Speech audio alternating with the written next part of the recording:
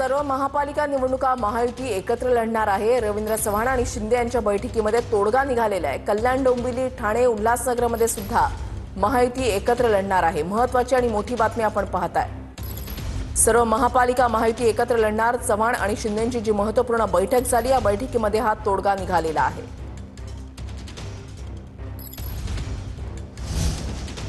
रवींद्र चव्हाणांची थोड्याच वेळामध्ये आता पत्रकार परिषद होणार आहे। महत्त्वाची बातमी आपण पाहताय। चव्हाण महायुतीबाबत महत्त्वाची घोषणा करणार असल्याची माहिती आहे। काल एकनाथ शिंदे आणि रवींद्र चव्हाण यांच्यामध्ये 2 तास बैठक झालेली आहे। ही बैठक सकारात्मक झालेली आहे आणि रवींद्र चव्हाणांची आता थोड्याच वेळामध्ये पत्रकार परिषद होणार आहे।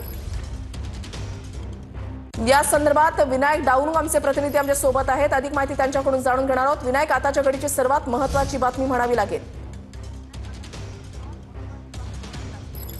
ऋषाली, बरोबर आहे। गेल्या काही दिवसापासून आपण पाहिलं तर ठाणे, कल्याण, डोंबिवली हा वाद जो आहे तो पाहायला मिळाला होता, परंतु हा वाद जो आहे तो अखेर संपलेला असल्याची माहिती जी आहे ती सूत्रांकडून मिळते। काल उपमुख्यमंत्री एकनाथ शिंदे आणि भाजपचे प्रदेशाध्यक्ष रवींद्र चव्हाण यांच्यामध्ये 2 तास तब्बल बैठक जी आहे ती खलबत्ता जी आहे ती नागपूरमध्ये झालेली आहेत आणि जी सूत्रांकडून माहिती मिळालेली आहे त्या माहितीनुसार ज्या 4 महापालिका आहेत त्यामध्ये ठाणे, नवी मुंबई, कल्याण, डोंबिवली आणि उल्हासनगर या 4ही महापालिकांचा वाद जो आहे तो मोठ्या प्रमाणात होता आणि हा वाद कुठेतरी या 2 प्रमुख नेत्यांनी शमलेला किंवा शमवलेला असल्याची माहिती जी आहे ती सूत्रांकडून मिळते। थोड्याच वेळात भाजपचे प्रदेशाध्यक्ष रवींद्र चव्हाण जे आहे ते पत्रकार परिषद घेतील आणि या महायुतीतल्या या 4 महापालिकांच्या निवडणुकीमध्ये कसा समन्वय साधला जाईल याची माहिती जी आहे ती ते समोर देणार आहेत। कारण आपण जर पाहिलं तर रवींद्र चव्हाण यांनी हा संपूर्ण पुढाकार जो आहे तो घेतलेला होता। स्वतः अमित शहा यांची भेट त्यांनी घेतली होती। त्या बैठकीनंतर एकनाथ शिंदे यांच्यासोबत सुद्धा त्यांनी बैठक केली आणि कुठेतरी महायुतीला फटका बसू नये या 4ही महापालिकांमध्ये हा जो आहे तो भाव त्यांचा होता आणि त्यामुळे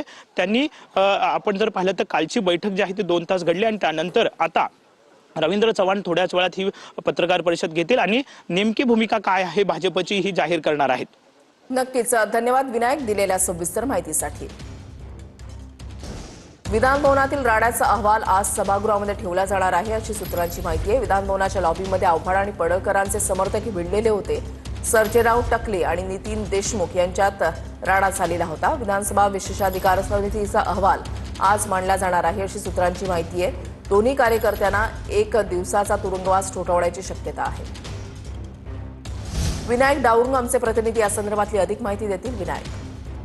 ऋषाली, ज्या पद्धतीने मुंबई अधिवेशनामध्ये जो राडा झाला होता, आपण जर पाहिलं जितेंद्र आव्हाड समर्थक आणि पडळकर समर्थक यांच्यामध्ये हा राडा जो आहे तो झाला होता आणि एक समिती जी आहे ती नेमण्यात आली होती। या समितीने हा अहवाल जो आहे तो आता तयार केलेला आहे। हा अहवाल आज सभागृहात पटलावर ठेवणार असल्याची माहिती जी आहे ती सध्या सूत्रांकडून मिळालेली आहे। आपण जर पाहिलं तर या अहवालामध्ये 2 महत्त्वाच्या गोष्टी आहेत। एक म्हणजे जे दोन्ही समर्थक आहेत सर्जेराव टकले आणि नितीन देशमुख यांना तुरुंगवास जो आहे तो 1 दिवसाचा ठोठावला जाणार असल्याची माहिती जी आहे ती सूत्रांकडून सध्या मिळते। तर 2 प्रमुख जे नेते आहेत पडळकर आणि आव्हाड यांना सुद्धा अशा पद्धतीनं पुढील काळामध्ये कृत्य होऊ नये कार्यकर्त्यांकडून ही समज जी आहे ती दिली जाणार असल्याची माहिती सध्या सूत्रांकडून मिळाली आहे। दुपारपर्यंत हा अहवाल जो आहे तो सभागृहात ठेवला जाईल। धन्यवाद विनायक दिलेल्या सविस्तर माहितीसाठी।